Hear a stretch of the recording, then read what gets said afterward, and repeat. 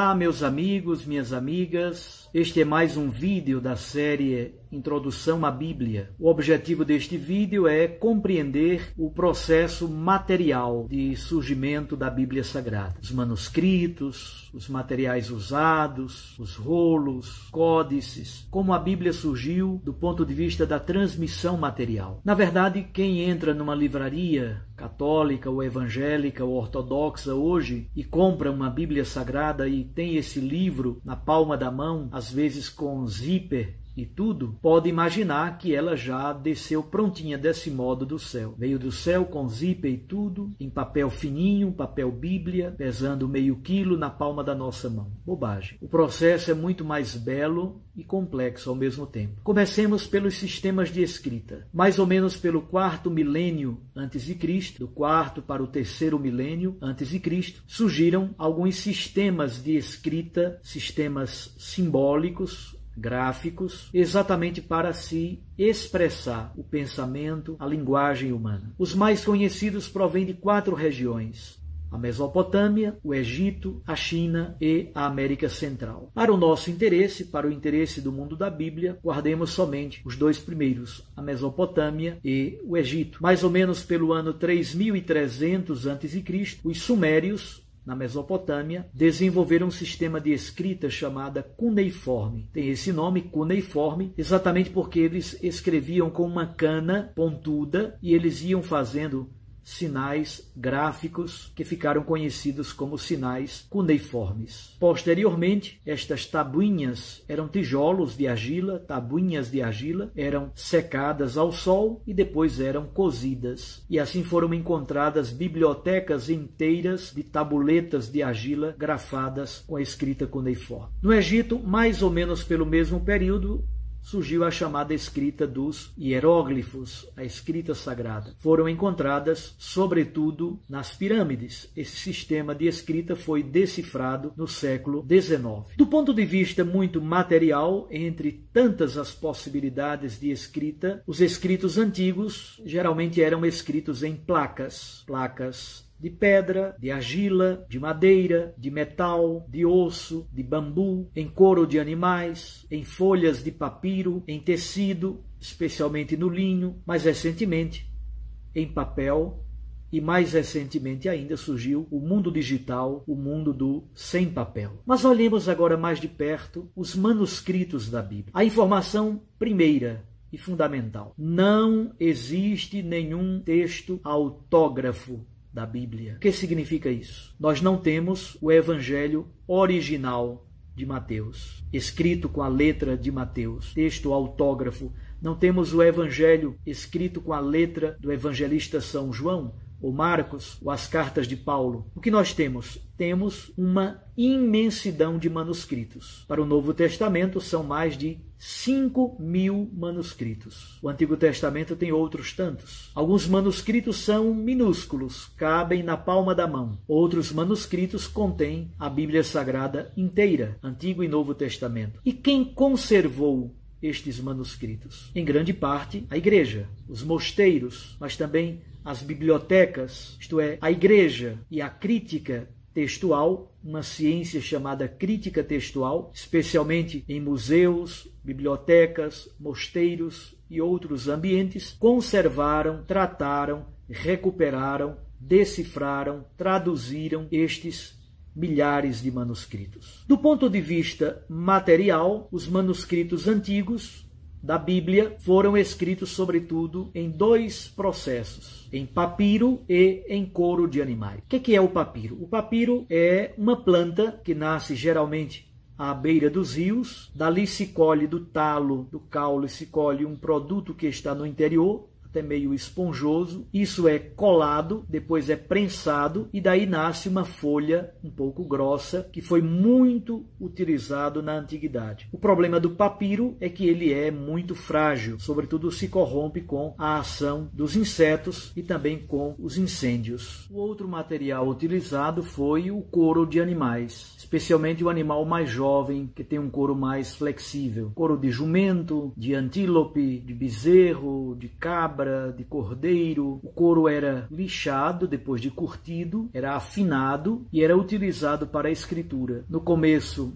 especialmente mais ou menos 100 anos antes de Cristo, o couro era costurado um no outro, formando assim um grande rolo. Depois começaram a cortar blocos de couro para se encadernar de certo modo. Essa técnica foi desenvolvida sobretudo na cidade de Pérgamo.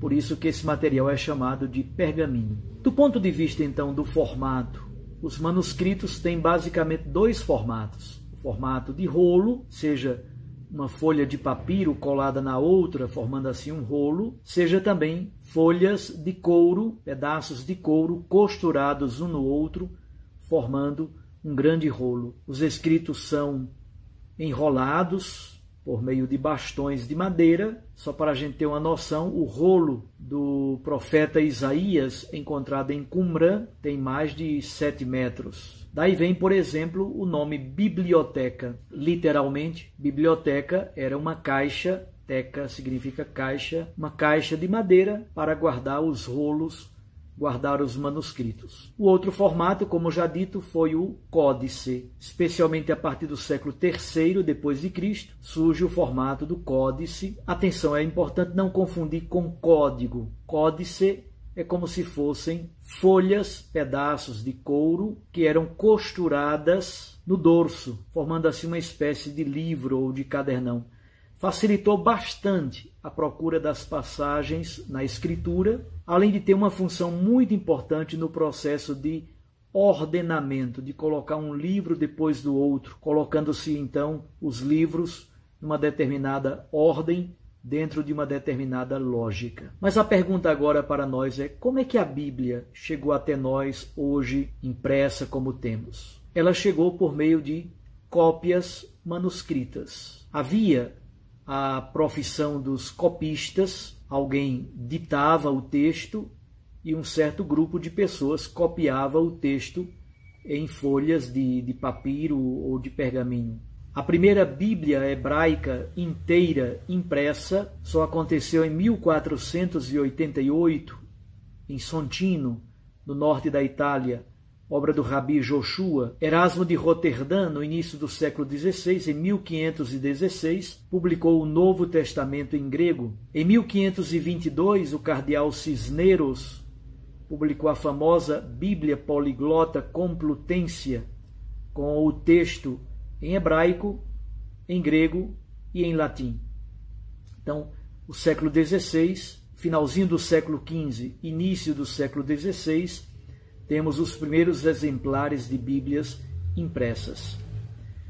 Mas os estudiosos da Bíblia, quando vão lançar uma edição nova da Sagrada Escritura, o que fazem? Pesquisam os manuscritos. São centenas, milhares, espalhados hoje em várias bibliotecas, em museus, em mosteiros. São muitos manuscritos. Como já disse, o Novo Testamento possui mais de 5.000 manuscritos. E para o Antigo Testamento, em hebraico, com alguns livros em aramaico, até a década de 40 do século XX, praticamente os dois manuscritos mais importantes e completos para o texto hebraico do Antigo Testamento eram o Códice de Alepo, do ano 920 depois de Cristo, e o chamado Códice de Leningrado, ou Leningradense, de 1008, portanto, século X e século XI. Como se percebe, são dois manuscritos muito recentes, são da escola massorética de Tiberíades. O texto hebraico, então, passou por muitas revisões. Estas revisões críticas do texto são chamadas de recensão. Recensão é uma revisão crítica do texto de qualquer obra literária antiga, porque depois que esse texto é copiado muitas vezes, também são incorporados ao texto muitos erros e até modificações. Então, de vez em quando é preciso fazer uma recensão, uma revisão crítica, para termos o texto no estado mais original possível. Então, desde o século II depois de Cristo, o texto hebraico passou por grandes revisões. Foi muito importante uma assembleia que os fariseus fizeram numa cidade chamada Jâmnia, A Assembleia de Jâmnia, mais ou menos pelo ano 90 depois de Cristo, foi muito importante para começar esse processo de acolhimento crítico do texto hebraico da Bíblia do Antigo Testamento. O texto massorético, portanto, é esse texto da Bíblia hebraica, revisado muitas vezes pelos rabinos, e esse texto, que antes era somente um texto consonantal, depois ele foi vocalizado a partir do século V depois de Cristo.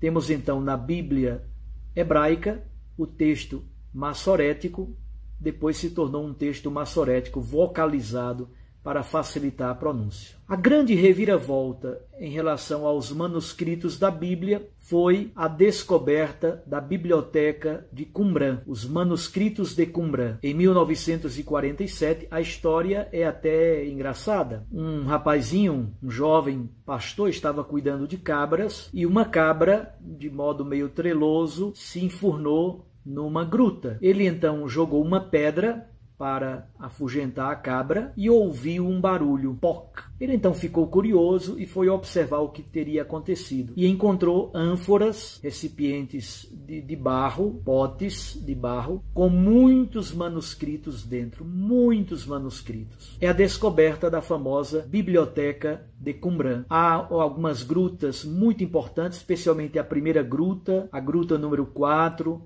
e a gruta número 11, essas três grutas são muito importantes para os estudos bíblicos.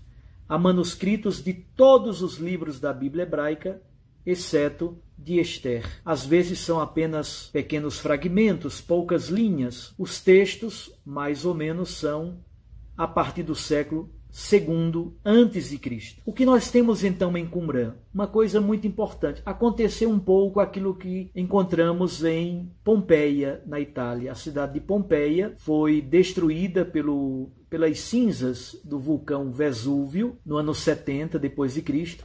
Então, as cinzas do vulcão caem sobre a cidade de Pompeia, muitas pessoas morrem e a cidade ficou completamente coberta de cinzas até o século XVIII. Nós temos então 17 séculos praticamente aquela cidade intacta abaixo das cinzas do vulcão do Vesúvio.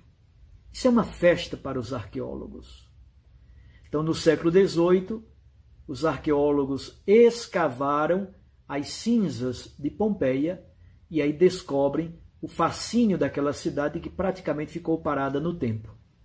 Agora, apliquem isso aos manuscritos de Qumran. Nós temos manuscritos que foram guardados dentro de ânforas de potes de barro. São manuscritos anteriores a Cristo, mais ou menos do ano 200 a.C., e ficaram guardados do primeiro século depois de Cristo até 1947, quando eles foram descobertos.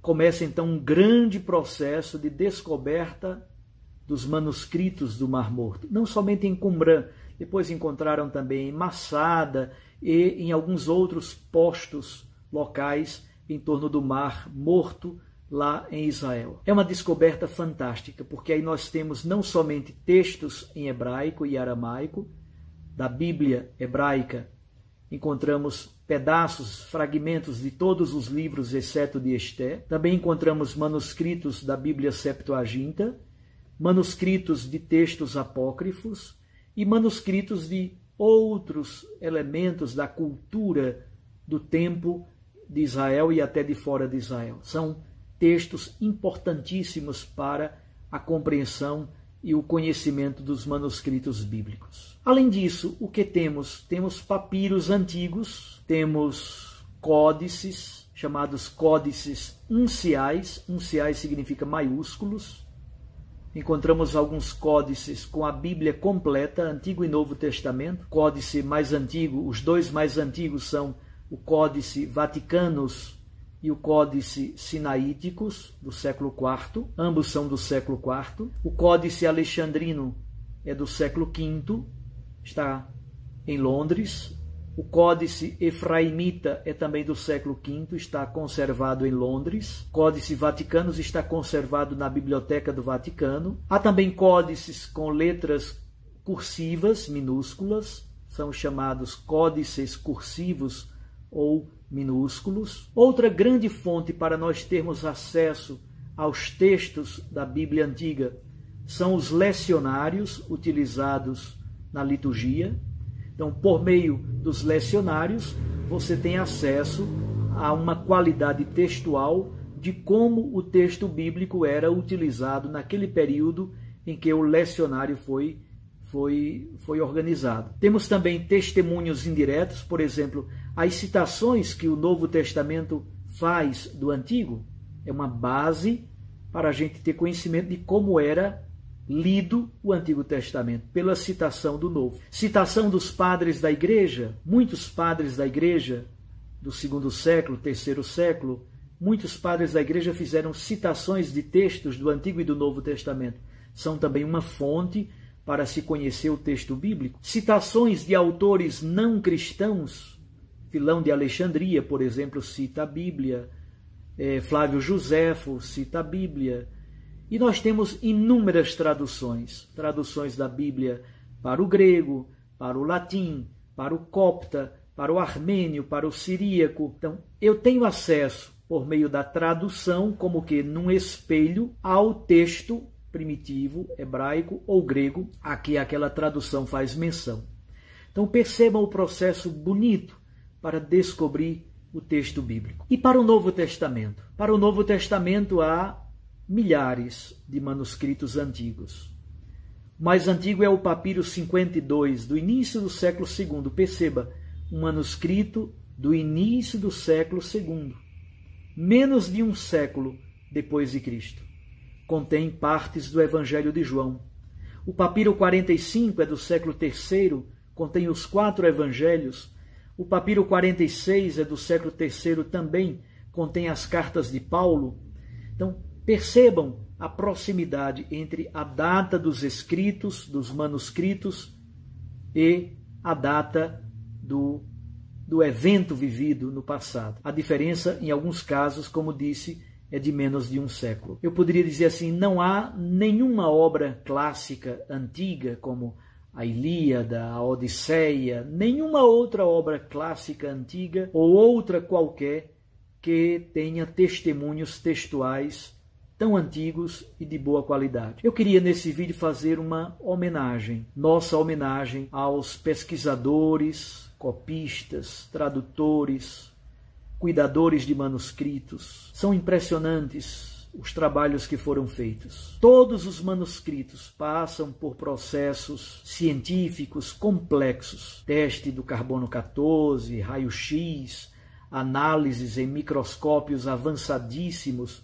uso de máquinas hipermodernas. É impressionante o trabalho que foi feito por arqueólogos, paleógrafos e tantos outros pesquisadores com o uso da ciência. O texto do Novo Testamento mais confiável foi editado por Nestle Aland, baseado sobretudo nos papiros e nos manuscritos Vaticano e Sinaítico, ambos do século IV. Chama-se Novum Testamentum Grece, o texto publicado por Nestle Aland. Esse texto também foi publicado pelas Sociedades Bíblicas Unidas com o nome de The Greek New Testament, então o grego do Novo Testamento. É um texto muito seguro, muito bom, de excelente qualidade. Então hoje nós temos a Bíblia em papel fino, encadernada, com zíper, nem sabemos muito bem o processo. Com esse vídeo de hoje já temos mais clareza de como foi doloroso esse processo. As igrejas cristãs, as ciências conservaram a Bíblia, para que nós tenhamos hoje com tanta facilidade. Portanto, não há uma Bíblia original, há milhares de manuscritos que foram pesquisados, compilados, traduzidos. Houve pessoas que doaram 30 anos de suas existências pesquisando um manuscrito, no silêncio de uma biblioteca, no silêncio de um laboratório. E eu diria assim, todo esse processo faz parte da doçura, da docilidade de Deus, para nos entregar a palavra sagrada em nossas mãos. Cuidemos então da Bíblia Sagrada. É palavra inspirada e Deus possibilitou que esse processo tão bonito acontecesse para que nós a tenhamos em nossas mãos, pesando 500 gramas, com zíper e papel fino. Mas depois desse longo processo em que homens e mulheres doaram a vida para que nós tivéssemos acesso a essa palavra de Deus. Um abraço a vocês, fiquem com Deus e bons estudos.